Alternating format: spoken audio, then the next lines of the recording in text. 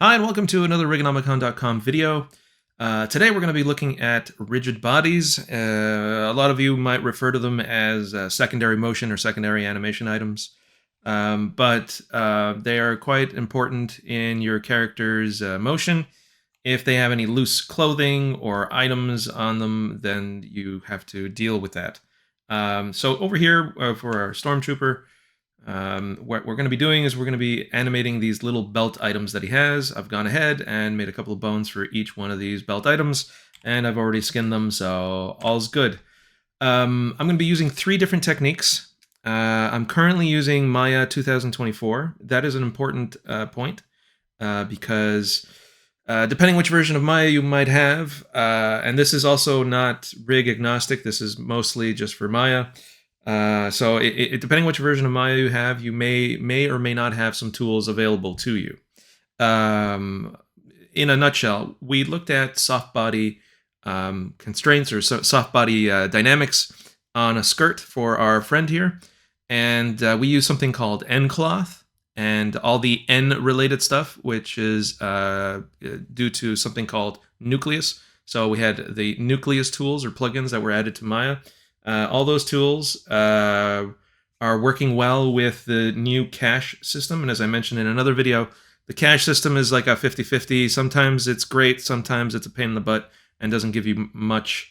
In the case of when it comes to soft body dynamics and doing simulation on cloth and stuff like that, you want to be able to cache that effectively so you can just press play and see the results type of thing in real time. And that's great for that, but when you're dealing with some certain other types of animation, it's not so great. So I won't go into too much more detail other than that. For the stuff that we're going to be doing, we're going to be turning that off because little tiny objects that need simulation hopefully do not need to be cached. If you have to cache little tiny objects that move, there's something wrong with your rig. You should look into optimizations. Maybe get rid of some of the thousands of nodes that you might have in your rig. Okay, so with all that said, I'm going to be going over 3 different methods.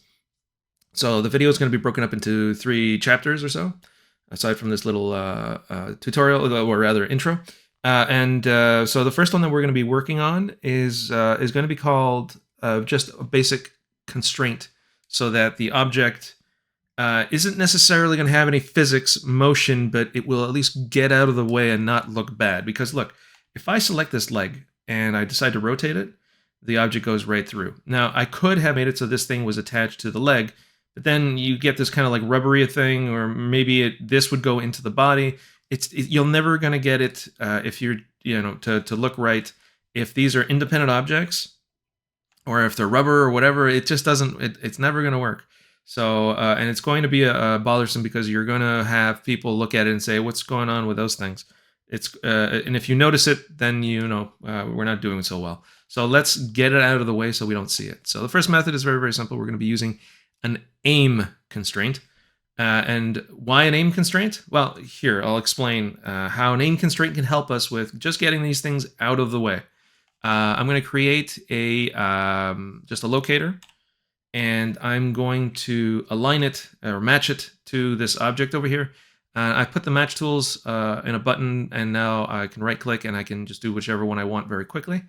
But if not, you should go into the modify, it's match transformations, and you have the same idea over here. Okay, so now if we look at this object that we just created, it's going to be aligned or matching the same orientation as the bone that we selected. So that means it points in the x-axis, right? It's pointing downward because if we look at this object, it's got a hinge on the z-axis, right? So if we were to rotate this on z, it has the movement. If we want to spin it, it's on the x-axis as well, and it's also the direction of x, right? If we look here, this is x, it's pointing downward. And we have the y-axis that's pointing away from the body. And that's important because we refer to this as the up vector. And all we're going to do is grab this object, and along its own local transform, we're just going to translate this down onto the leg. Okay, and you don't need to go too far, and you can eyeball this. This is fine. And all I'm going to do is I'm going to select this object, give it a name. Let's start with a name. Let's call this a belt item up, right? Because this is going to be, or aim. Let's just call it aim. Okay, this is the aim object. We could have called it target, doesn't matter. We know what we're talking about. So I'm going to press P here so that this becomes child of the thigh. So now when I move rotate the leg, it follows the thigh. Okay, so now all I want to do is make this point to this object, which means that if I lift this, it will realign itself to point at the object. Right? It's that simple. That's all we're doing, and that will allow us to get this out of the way. However, we're going to have to do a little extra to make sure that it doesn't follow it when you are going inward in an inward motion. We want it to stay there, and we only want it to push out when the leg is pushing in that direction. This is going to be similar to some other articles of clothing that you might have. Like, for example, while I was at IDOS, we worked on, there was the Deus Ex team, which had a very big thing with collars in their art direction. And I remember sitting down working with the rigger on Deus Ex to figure out maybe a way so we can get the head to basically push the collars out of the way, but not have it follow when it goes in the inward motion. Meaning, it was in the first game, it was all skinned to the head, so everything looked like it was attached to rubber. Wherever you'd move the head, the thing would move with it. And in the subsequent games, or subsequent game really, we wanted to have it so that it would push away, and I was working with the rigger that wanted to do that. So I'm going to show you a very simple method that it does exactly that with this little object. It's going to push it away, but it's not going to make it so that it follows, and it won't follow the leg as it goes into areas where it wouldn't move. Okay, so it's that simple. All we need to do is grab this object, and I'm going to copy the name of this thing because we're going to need it in a moment. I'm going to shift select the object that's going to be constrained, and I'm going to go into the rigging menus and go constraint, aim, and I'm going to open up the options. Very important. Okay, in this case, it doesn't matter if we use a maintain offset or not because we're going to be very mathematical with our way of doing this, and it's going to just basically lock on, and there's going to be a 0 offset. So it doesn't matter if you put it on or off. In this case, it has no effect. So moving on to the important part, aim vector. This is the direction in which this bone will be aiming at. So we know that the x-axis is the one that points downward. So absolutely, we're going to put it at 1, 0, 0. The up vector, meaning the thing that's going to control how it spins. Basically, here I'll deselect it. Basically, this how it spins, because you can make it aim anywhere you want. So it's aiming over here type of thing, but you can always make it spin, right? So we need to get that under control. So what we're going to do is we're going to make it match this one. And remember, it has a y-axis. So we're going to use this y-axis to control this one's y-axis direction, or basically its up vector, or its twisting. So we're going to use the y-axis, which means it's a 0, 1, 0. I'm going to reselect this in the right order. And in this case, we're going to use, it's kind of a bad use of the term, but we're going to use object rotation up for the world up type. I mean, none of this is world. This is just a one size fits all kind of, speaking of fits all, it fit the entire screen. Okay, so this tool, this little tool, it has a UI that doesn't really adapt to whatever you're doing here, other than hiding a few things, but even though it says world up, we're going to do it so it's object rotation up, and we're going to use, ignore the word here, it's just the world, it's reusing the UI. We're going to use the object's y-axis up, and over here we're going to paste what we have in memory. We called it a belt item aim object, so there it is. And I'm just going to reselect it for good measure and press apply. Nothing moved, nothing budged, so that's good. That means we're pretty accurate. Let's just test this. So first, let's test the fact that it's an aim. So if I move this will realign to point at it. Sure enough, it's pointing at it. Okay, it flipped because we are passing the axis where the up vector is. Well, this is what we're going to be testing now. So now we're going to see if we can spin this. And sure enough, it spins in the right direction. It controls the spin on it. So that's how the up vector works. We don't need this anymore. We can close this. Now, the thing with this is that at the moment, we have something that is already working, but this is going to be annoying. So just like we said before, if the object interpenetrates some other part of the body or clips through, then that's a problem because you notice it. This you're going to notice in some animations because it's going all over the place without any control, and it doesn't look very normal.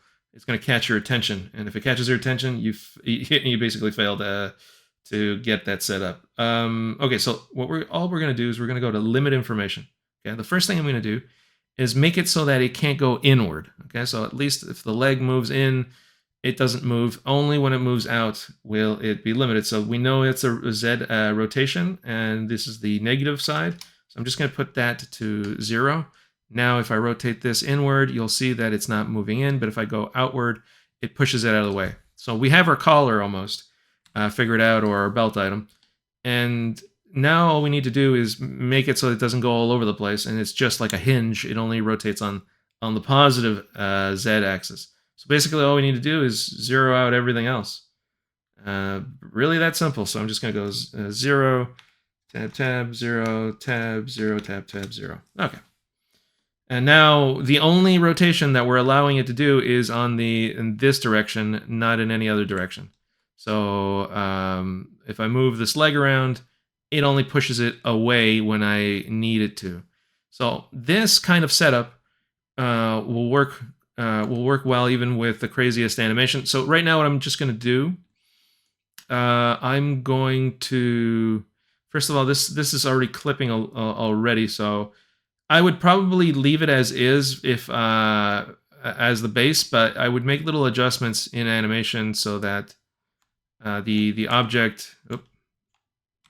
Okay. Anyways, it's okay. We're gonna just test it with some animation and see how it looks. I've already gone ahead and characterized this character, the stormtrooper, I mean, and I brought in some mocap already, so it's in here. So I just have to switch to that mocap data and get one to follow the other, and just see what happens. So if we look, it's pushing it out of the way as the leg moves. I would be happy with this because you don't notice it, and most people that are going to see this are going to be like, I'm seeing the animation, I'm seeing a stormtrooper doing Gangnam Style, and I'm not seeing objects interpenetrating or doing anything out of the ordinary. So this is the first method. I just wanted to show it because it's one of the easiest things that you can do. It's part of Maya. And once it's set up, it's actually pretty stable and very easy to determine what it's going to do. Okay, so now that that's been done, we're going to go on to our second method. All right, so for the second technique, we're going to be using actual physics to move the items on the belt. Now, at the time of this recording, I'm using Autodesk Maya 2024. That is an important thing to note because there's a lot of issues right now with all things physics, and there's a lot of things that are broken due to some updates that were made in previous years relating to the evaluation manager, in particular anything related to the cache, the animation cache. Basically, if you were to go into the FX menu, you're going to find that anything with the letter N for the Nucleus plugins, those have been updated to work nicely with the evaluation manager updates, and it's pretty modern, no problems.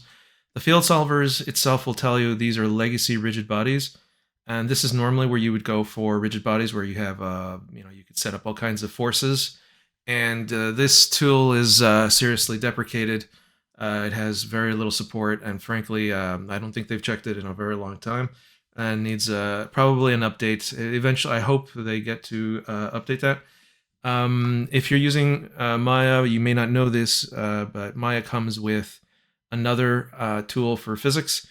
You have to go into, I'm going to just go here to the plugin manager. You can open the plugin manager going through the windows over here, like I think it's under there. It's under settings and preferences, and there you go. What you're going to be looking for, and I remember Maya is built like a core foundation, and then you add plugins, and then it becomes part of Maya. And then you can activate and deactivate them as you need. And for they deactivated Bullet a while ago, but it's there. So if you want it, you can just click that. And if you're in the FX menus, you will find that now there is a drop down for Bullet, and you can you can just break that, take that off, tear it off.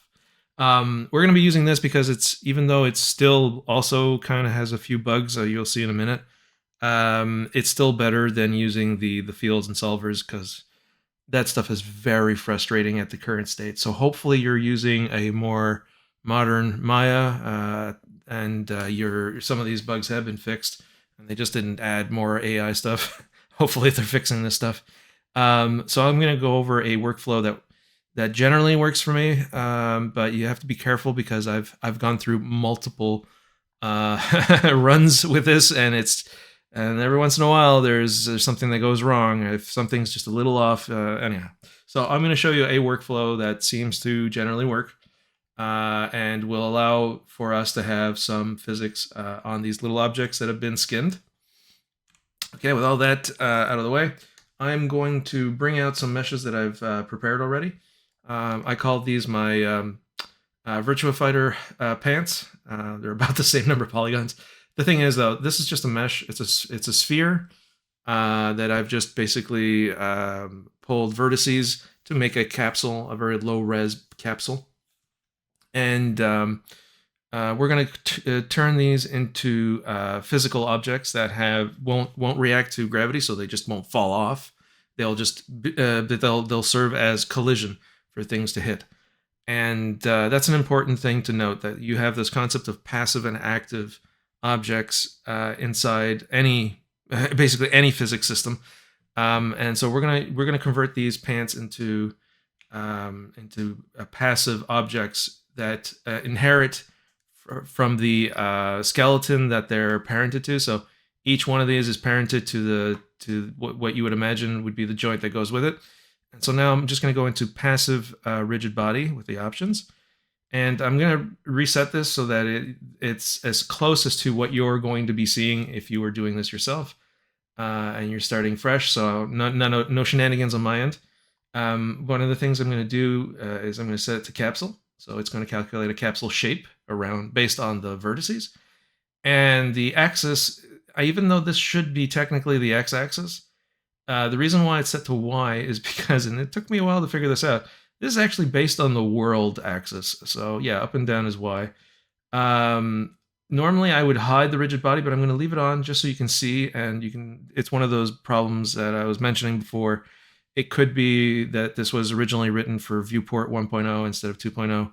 And let me tell you, as a plugin developer, that is something you have to keep in mind, since viewport 1.0 is no longer even possible to activate. It used to be that you could go through some things to activate the legacy viewport, but and some things really rely on that. But viewport 2.0 is kind of taken over, and they have no support anymore for anything else. So that means a couple of things that may have broken or don't work as expected or as they used to. So anyways, I'm going to also not set it to static necessarily. It's going to be kinematic, which means it's static, but it can follow a bone. So if it's parented to a bone, it will change its transform. And other than that, we don't want it to ever to sleep in this case. Just to make sure that's on, and apply. You're going to notice it's going to draw these kind of like they look like capsules around the capsule, so it's telling you what shape it took, and that's helpful to us. Unfortunately, also selecting things is kind of hard, because right now if I try, see, I'm selecting over here and it's never, well, now it's behaving, but like let's say I want to select this object here, it's like I can't do it without selecting this thing, even though it's far away. Sometimes I can get through, but basically any selection, like even this thing, it's like I'm trying to select this box here, but it won't let me. So I'm just gonna, that's one of the reasons why I have all these objects in a layer. It wasn't just to surprise you with orange pants, because now we can select things properly without having to worry about that little bug that came with it. So now what we're going to need to do is we're going to need to have some sort of physical object for this bone, and we're going to have to set something up so that it works well with this kind of a setup with bones pointing in a certain direction, so we can have a hinge constraint and all that stuff. So all right, let's get going. I'm going to create just a locator so that we can have.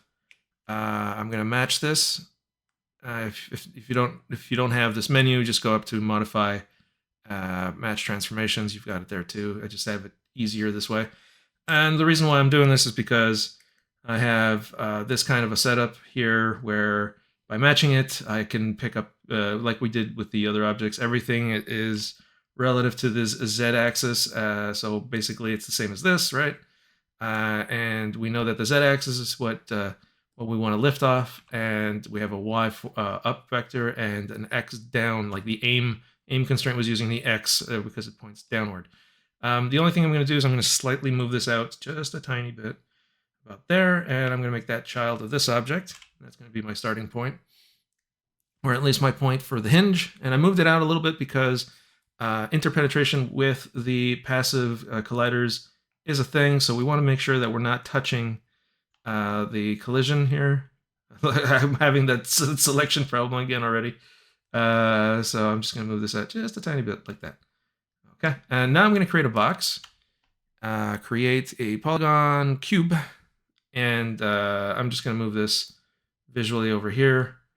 And one of the things I'm going to do is I'm going to go into vertex mode. I'm going to double click on one of these vertices.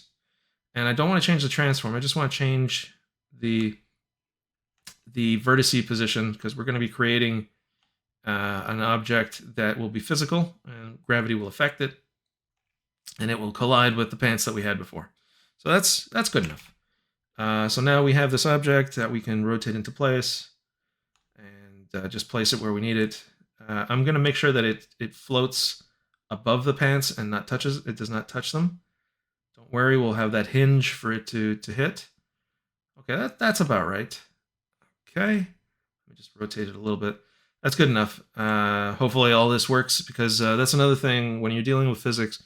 Keep it simple, and don't. You're going to be touching a lot of values to get a better performance. So try to keep it as simple as possible. A little cube. I'm gonna have to hide that. All right. So now this this little cube here, we're going to make it an active rigid body. Active means physics will affect it. In this case, I'm going to go straight to box. Actually, no, I'm going to go to hull. Hull is basically the triangles.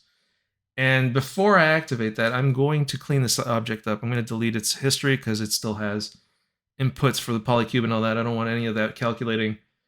Just in case, I'm just going to go straight to the hull. And the y-axis here doesn't really matter, because if it's hull, it's going to look for every polygon pretty much. It's going to be dynamic. It's going to fit. And maybe, yeah, the reset, I'm just going to reset it real quick. Okay, so hull. That doesn't make a difference. Auto fit dynamic, yes. Never sleeps. The reason why I'm not doing never sleeps, it's just in case it decides to go idle because it didn't detect. So anyways, just turn it off for now. And then the last thing is for the mass. Here we go. I was looking for it. I'm gonna just put it to 5, something like that, and I'm gonna go apply. So now we have physics on this object. And just to test it, if I go to frame 0, that's the starting point, right? And I press play, you can see clearly that it bounced off the pants. So I went, boop, right? Because it hit it and it fell. So now what we need to do is somehow get it so that it stays on the character and doesn't just fall through into infinity, because it could keep going, right? So it's got to keep going down. Anyhow, so we want to be able to get this little object to follow along, and the way you can do that is by selecting the mesh. And let's see here. Let me open this up, and I can select the collision pelvis just to verify. I can make this reappear. So I've selected this first, and then that, and now I'm going to set a rigid body constraint. I'm going to reset everything here, so that there's no shenanigans on my end. That way you can set it to hinge. We're going to make sure that both the angular constraint, because we know that it's a z-axis that we want, this new thing is going to be locked on x and y, so it doesn't affect it. And for the most part, we're going to be playing with some of the angular we're going to be playing with some of these values later to make sure that it doesn't fly all over the place or it moves correctly. So I'm just going to set it with this hinge for now. And what you're going to find is that it created this little object, which looks invisible, but you're going to, what I do is, while that's selected, oh yeah, this thing's interfering. So hang on. There. Now I can select this. Okay, sometimes this thing's a little bit tricky. So I've got it selected, and then I want to shift select this. And those two, I want to make a match there. Okay, so now if I look at my constraint, it's at the right place. I know it's invisible, but this could be related to those visual problems that we're having. If you move the timeline, you'll see that little circle shows up again properly. There's some visual glitches, obviously, with this tool. I think it's I'd have to check the documentation, but I'm pretty sure this is deprecated, or at the very least has not received a lot of love since the evaluation manager and the cache system has been activated. So now if I press play, you'll notice that it just kind of like stayed in place and just kind of boop, plopped into place. That's good. And now I'm just going to test. What we could do is just go straight to the, just get this thing to drive. All right, this has now a visual, right? Because we activated it. So I'm just going to select it through here. I know these two where they are. I'm just going to go to the constraints under rigging, constraint, orient constraint, maintain offset, yes, and apply. So now anything that this does is going to drive the bone underneath. Now I've gone ahead and I've created a mocap that I can bring in. So if I press play now, you should see it moving around. It seems to be working okay. Like I mentioned, this stuff is very dicey. A lot of things can make it not work. So now this thing could be, you could change some of the like make it heavier, have it more resistant to gravity, that sort of stuff. If it flies around too much, you can add some dampening in how much, like you have these the linear dampening and angular dampening. So that can help slow it down. There's a lot of options for this kind of stuff, but for the most part, this is how you could set up the rigid body using Bullet, which is part of Maya. The last method I will be using something completely different, and it's a plugin that is from the community. But for now, at least this method seems to work currently for the most part. I'd be careful with it though, and be very, very save often while you're working on this. Make a lot of work in progress, I can't give enough of a warning when using these deprecated tools. It's very frustrating, I can tell you that. But if you use this method that I just showed you, at least you're going to get through. Okay, so now I'm going to show you a third method for being able to set up collision and physics on odd objects. And this time around, we're going to go to the community instead of using the stuff that comes out of Autodesk. And this is an MIT licensed plugin that is on GitHub. It's from someone named Akasaki. A big shout out to Akasaki for setting this up and making it available for everyone, especially that it's an MIT license. I mean, anybody can use it as long as you give credit that you're using it. And I'm probably going to make sure that this is included with the bacon strip tools, because it's very, very handy for setting up what we normally refer to as a spring controller. The idea of a spring controller is that your objects usually return to their original state and their original orientation. That's very handy for when you're dealing with characters that have anything dynamic. So they always come back to something good, and you don't have to somehow physically simulate it to get it back to its original position. This is a very handy thing to have. So shout out to Akasaki for doing that. I'm going to put in the description. I'll have all the links to his GitHub site. So if you go to GitHub, you can get his code. Similarly to what I've done with Bacon Strip, you'll have the code available at GitHub with an MIT license the same way. So we're on the same page here with Akasaki. The only thing that's that we can say about his tools is that they don't really come with tools to edit or to create stuff. So I went ahead and I created a few tools and made a few buttons so that we can generate stuff quickly. Now I have a blank scene because I wanted to start with something that's important because I didn't create any any visuals for the for like the if you want to use a capsule or whatever as collider, um, because I want us to actually use if you look at joints, they have the concept of radius, which we might be able to use for now. Eventually, I'll make a like I did with bacon shapes and all that other stuff. I've been making tons of visual plugins, so it wouldn't be a big deal to add one that creates the shapes that we need for the Akasaki bone dynamics. So, but before we do that today though, we're going to just create a little object here and one joint, and we're going to set the radius to 10, and we're going to make sure we're at 0. And one last thing that we're going to do is we're going to look at this grid, and we're going to double check. Sorry, there we go.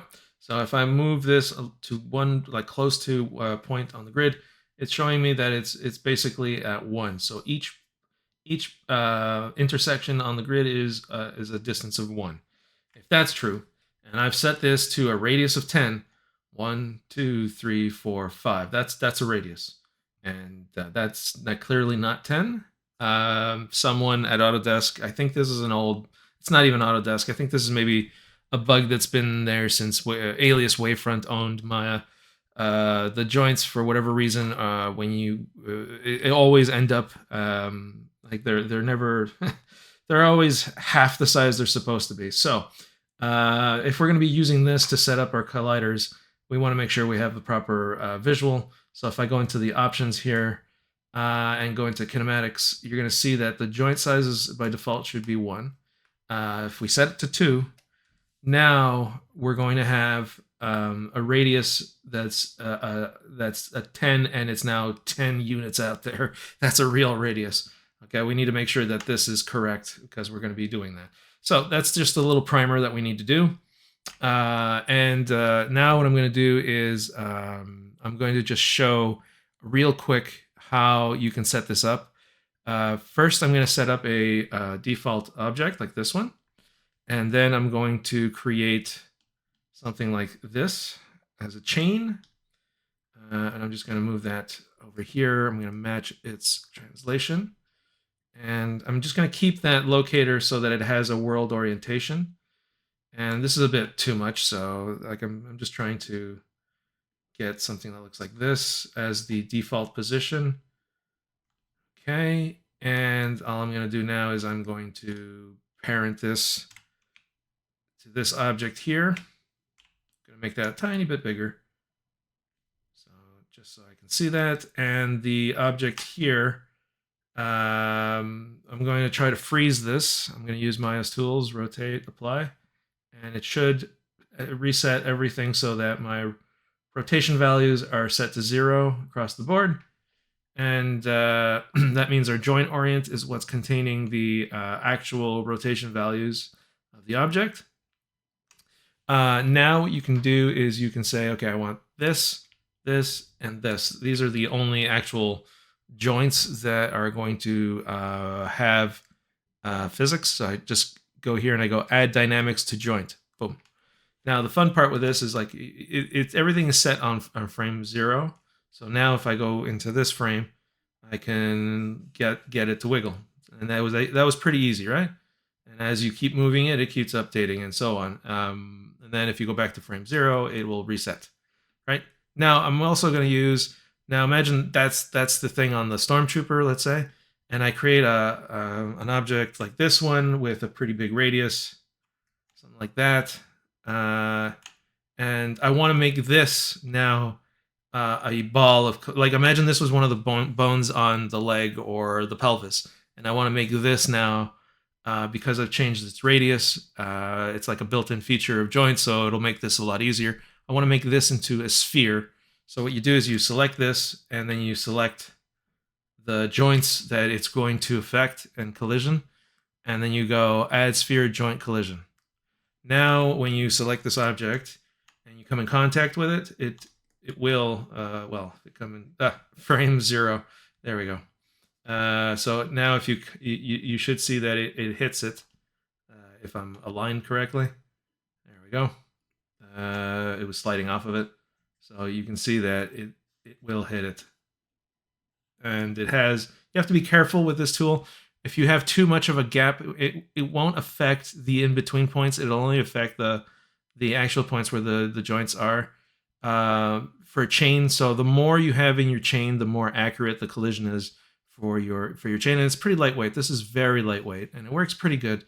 I think it's actually, like, you saw how quickly this got done. Just consider the setup time and all the issues that I've had with all the other collision methods. Like, seriously, I would, if you haven't seen it already, if you haven't seen the other parts, be very weary of using these deprecated tools. They call them legacy, but this is just another way of saying abandoned because of updates to the evaluation manager.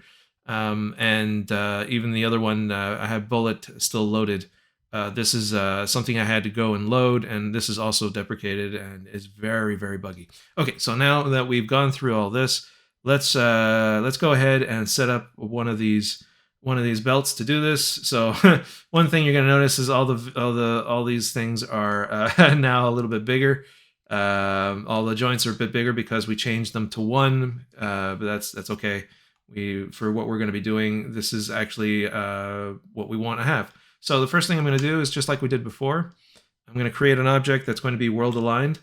Let's get the grid in here so we know what we're dealing with here. And I'm just going to align it in world, so no rotation, just translation.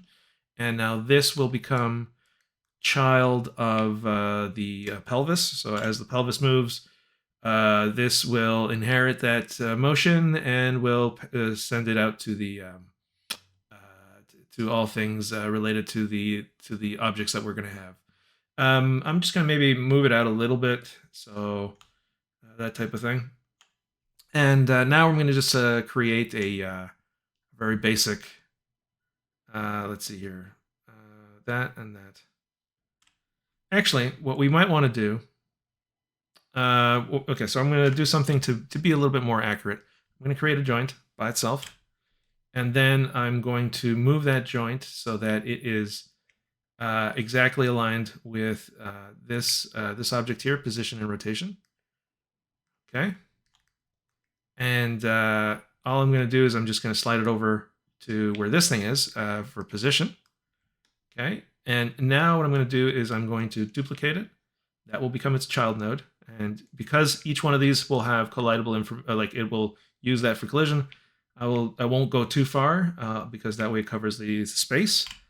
And now we have ourselves a lovely chain that we can now use, and it's properly aligned for us to do later a constraint onto the other bone. So I can do this kind of thing. And I am going to freeze the rotations here. Rotate, all done. Okay, so everything's nice and clean. This is the only joint that actually matters. This one is just going to be used if we make it collidable, which maybe we should. So we'll see. Okay. All right. So now with that in mind, now we need to set the things that we want to have collision with. The easiest way to do it, show you this pelvis here, for example. Okay, so it's got a lot of things going on. So we're going to just change it from bone to joint. We don't need to see all the things that are connected to it. And we're going to make this now big enough so that we can collide with it. So I'm just going to just change its radius, not scaling. I'm just changing the radius. And then that becomes a sphere. And in the case of this one, the only thing we really need is this leg as a capsule. And I'll show you, it's not much more complicated than what I'm doing right now. Maybe a little less, something like so. And the knee is a little bit small. So I'm just going to make the knee bigger like so. The fun part here is once you've done all this and you've set it up, you can just make the visual look smaller, and it won't bother you anymore. But this is a good way of setting up some collision. In fact, we're gonna yeah something like that. Okay, so we have ourselves a capsule. From If you think about it, a capsule is two spheres with the middle part connected. So in order to define a capsule, you need to with the Akasaki tools, you have to define to basically where the spheres are and what their radius is. So just by having two joints, you can easily define what a capsule would be. You just use your imagination. I don't think it's really that big a deal to imagine that. So here, for example, we're going to select this object and this as well for collision, and we're going to say this is now collidable. Add dynamics to joint. Okay. And this will become a sphere collision. So you just add sphere joint collision. So now this sphere has been added to these things. And for the capsule, what you do is you select the child node. The reason why I do that is because if you select the parent node and you have multiple children, I can't tell which is what the capsule is supposed to go to. But if you select the child, you can only have one parent, right? According to the hierarchies in Maya and any other software, really. So by selecting the child, you guarantee that you only have one parent, and that will become the other end of the capsule. So just by selecting it like this, and these tools will change. I mean, this is a little bit rough around the edges. And then add capsule joint to collision. It's like this is I just created this this quick setup just recently, so. Yeah, and I think with what we have already, we can just grab this guy and say, send it to him. Going to rigging here, constrain orientation.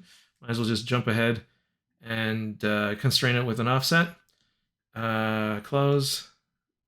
Now this object that has the Akasaki dynamics on it, we'll then drive this, and because we were pretty accurate with our matching and stuff like that, we have a rotation value of 0, 0, 0. We didn't even need to have the maintain offset. That's good stuff. Okay, so now if, oops, sorry about that. If I go to human IK now and I tell the stormtrooper start dancing for me, okay, well it lost the thing there, but whatever, it doesn't matter. So if we look, it's already working. It's very quick to set this up, and you can change the gravity and how much it bounces around too. And there's ways of making it so that it doesn't bounce around as well. We can increase the gravity. All you have to do is go to the joint, and you'll find that you have bone dynamics all here, and you can change how it works, what the gravity strength is, and so on. For the mass, let's say we do 500 here. Let's see what that looks like. It still has a lot of strength moving it forward, but we can limit that through even just the joint limits. So we can do something like this if we wanted to. And just like we did with the constraint, we can make it so that this is for rotation. We could limit this stuff to stuff like this, like for example, 0, 0, 0, 0. And then this one also 0, so that it only goes upwards, type of thing. And then if we look at that animation, it's going to bounce a lot upwards, but we can limit that too. So we can say no more than, I don't know, 120 degrees. And now it'll stop at that point. And even with this alone, there's a few issues with that, but you can play around with the options for the gravity and such to get the look that you want. The setup time is way faster with these kind of tools, and I think that is definitely something you can look into, especially if you have like ponytails and little tiny objects. This is really quick and easy to set up stuff, and I strongly recommend using more free plugins that have MIT licenses. So that they, you're supporting other creators, and you're not, let's be honest, it's a little disappointing just how bad the some of the tools have gotten with Autodesk. There's been a lot of deprecation. They keep adding They're just about to roll out some AI modeling tools when there's some really big fundamental things that are broken. So it would be nice if there was more stuff related to this. Okay, so that covers the third method. With all three methods, you should be good to cover that kind of stuff. And remember, there's a fourth method, or really a zero method. The That method is always just animating by hand, and I've worked in companies where that was preferable because they had a certain look that they wanted to have with the art direction. Like for example, when I was working on Demon Slayer, the video game, the Chronicles of yeah. Anyways, in that game, it was all anime, based on anime and the manga, and the style just didn't work if you had physics. So we went with at the beginning we were just focusing on animating by hand to get it that exact look, and that is absolutely a method that you can use. It's a little bit intensive though, so keep that in mind. So anyhow, with all this included, that should cover pretty much everything that you need in order to be able to do some rigid body physics.